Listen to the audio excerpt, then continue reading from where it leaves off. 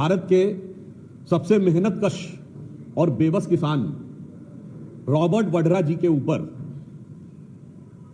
जो विधिक कार्रवाई चल रही है उस पर प्रतिक्रिया करते हुए अपनी कुंठा की अभिव्यक्ति की है। उन्होंने अपने जीजा की अमानत पर, चूंकि उन्होंने एक ट्वीट किया है जिसमें उन्होंने सीधा सीधा शब्द प्रयोग किया है माई ब्रदर इन लॉ, इसका अर्थ बहुत स्पष्ट हो गया कि यह विषय पारिवारिक है, यह राजनीतिक नहीं। यानी अपने जीजा की अमानत को, भ्रष्टाचार से बनाई हुई अमानत को बचाने के लिए वो साले जी जो जमानत पे हैं आज आकर खड़े हो गए। उधर उनकी बहन प्रियंका जी ने भी कांग्रेस के दूसरे नेता के बेटे के ऊपर भ्रष्टाचार का बचाव किया है। अर्थात भ्रष्टाचार में आकंठ डूबी इस कांग्रेस पार्टी के सभी परिवार के प्रथम सदस्य एक दूसरे के भ्रष्टाचार को कवर अप करने के लिए साथ आकर खड़े हुए हैं। इससे एक बात बहुत स्पष्ट हो जाती है कि कांग्रेस की इस राजनीति का आधार क्या है। आप ये समझिए, भाई राहुल लोकसभा में, माता सोनिया राज्यसभा में, फिर बहन प्रियंका लोकसभा में, और सारी जमीन जीजा रॉबर्ट वड्रा के पास, परिवार के पास सारी सत्ता और ताकत हो जाए पूरी, इसलिए समाज में हर मुद्दे पर बंटवारा करना है जरूरी।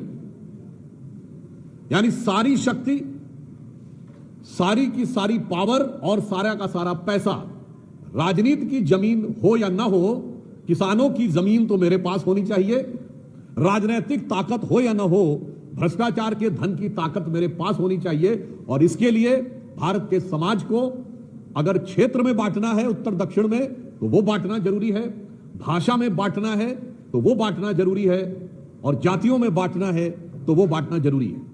अतः हम भ्रष्टाचार में आकंठ डूबे कांग्रेस के प्रथम परिवार से पूछना चाहते हैं कि यदि आपका पारिवारिक मामला था तो इस पर राजनीतिक आरोप आप क्यों लगा रहे हैं।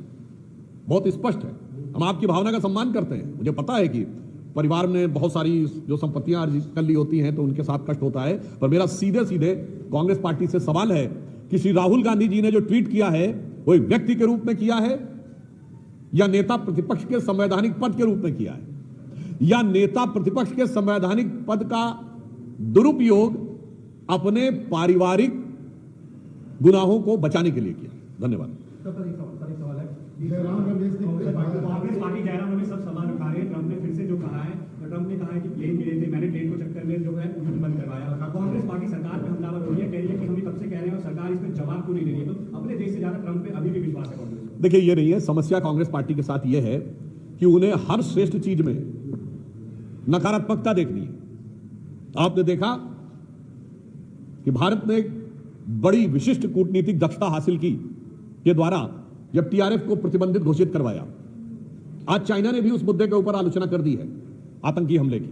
मगर अफसोस की बात यह है, जो सबसे ज्यादा विदेश घूमते हैं उन्हें विदेश नीति की समझ नहीं है, और जो विदेश नीति को सर्कस कहते थे, मुझे लगता है उन्हें अपने दिमाग के सर्किट को चेक करने की आवश्यकता है।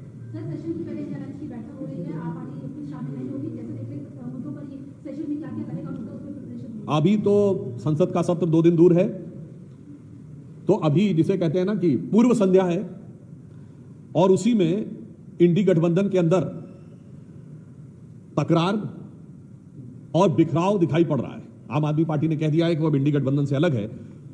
तो हम तो यह अपेक्षा करते हैं कि एक सकारात्मक दृष्टि से इस संसद के सत्र का प्रभावी और उपयोगी प्रयोग विपक्ष के द्वारा किया जाए।